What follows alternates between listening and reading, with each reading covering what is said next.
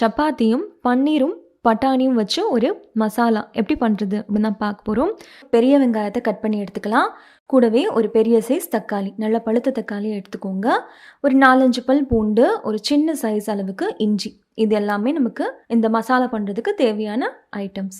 இப்போ ஒரு கடாயில் 1 டேபிள் ஸ்பூன் அளவுக்கு எண்ணெய் சேர்த்துட்டு நம்ம கட் பண்ணி வச்ச அந்த வெங்காயம், இஞ்சி, பூண்டு இருக்கு இல்லையா, அதெல்லாம் சேர்த்துட்டு நம்ம நல்லா இப்போ வதக்கி எடுத்துக்க போகிறோம். கட் பண்ணி வச்சுருக்கிற ஒரு தக்காளி அதையும் சேர்த்து நல்லா நம்ம வதக்கி எடுத்துக்கலாம். பாருங்கள், இந்த அளவுக்கு தக்காளி நல்லா மேஷ் ஆகிற அளவுக்கு வதக்கி எடுத்துக்கணும். 4-5 போல் கேஷ்யூ, முந்திரி பருப்பு இருக்கு இல்லையா, அதை சேர்த்துக்கலாம். அது சேர்த்துட்டு ஒரு நிமிஷம் போல் நல்லா அந்த சூட்லேயே நல்லா வதக்கிக்கோங்க. இப்போ ஒரு மிக்ஸி ஜாருக்கு ட்ரான்ஸ்ஃபர் பண்ணி இது கம்ப்ளீட்டாக ஆறுனதுக்கப்புறமா நம்ம நல்லா ஃபைன் பேஸ்ட்டாக அரைச்சி எடுத்துக்கலாம். கொஞ்சம் போல் தண்ணி சேர்த்து அரைச்சி எடுத்துக்கோங்க. இப்போ நம்ம சப்பாத்திக்கு மாவு பிசைஞ்சிடலாம். தேவையான அளவுக்கு கோதுமை மாவு எடுத்துக்கோங்க. இதுக்கு தேவையான அளவுக்கு உப்பு, 1 ஸ்பூன் போல் எண்ணெய் சேர்த்துட்டு நம்ம நல்ல சாஃப்டான மாவு பதத்துக்கு பிசைஞ்சு எடுத்துக்க போகிறோம். ஒரு வெதுவெதுப்பான சுடு தண்ணி வச்சு நீங்கள் மாவு பிசைஞ்சால் கூட நல்லா சாஃப்டாக வரும். அது க்ளோஸ் பண்ணி வச்சிடலாம். சப்பாத்திக்கு மாவு இப்போ ரெடியாக இருக்குது. நம்ம மசாலா பண்ணுறதுக்கு இப்போ ஒரு பேனில் கொஞ்சம் போல் எண்ணெய் சேர்த்துருக்கிறேன்.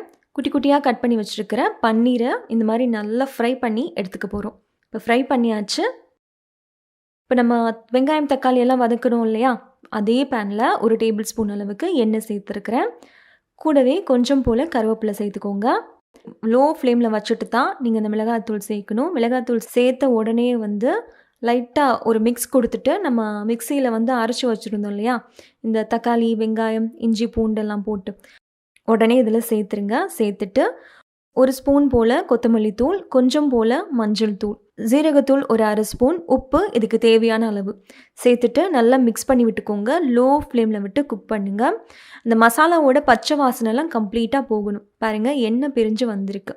இந்த மாதிரி நல்லா கம்ப்ளீட்டாக போய் எண்ணெய் பிரிஞ்சு வந்ததுக்கப்புறமா தான் நம்ம இதில் தண்ணி எதுவுமே சேர்க்கணும். இப்போ இதுக்கு தேவையான அளவுக்கு தண்ணி சேர்த்துக்கலாம். இந்த கிரேவிக்கு தேவையான அளவு தண்ணி சேர்த்துக்கோங்க.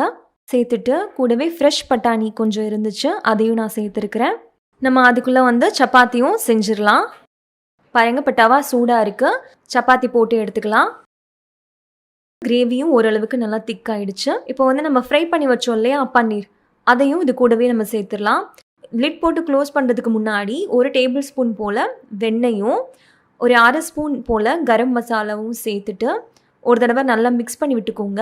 ஒரு கையளவுக்கு கொத்தமல்லி இலையை குட்டி குட்டியாக கட் பண்ணி இதில் சேர்த்துடலாம். ஒரு 5 நிமிஷத்துக்கு அப்படியே விட்டுருங்க லோ ஃப்ளேமில்.